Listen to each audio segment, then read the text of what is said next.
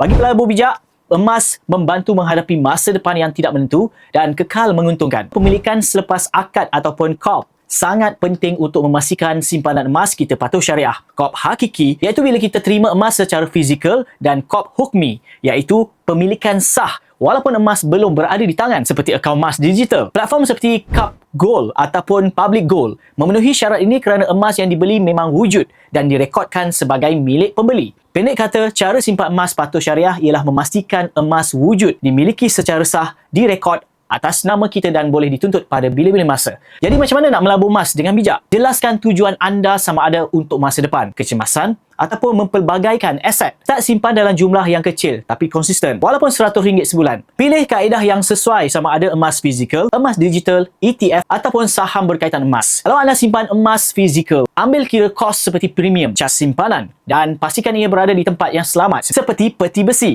Dan yang paling penting untuk terus konsisten, sabar dan berdisiplin.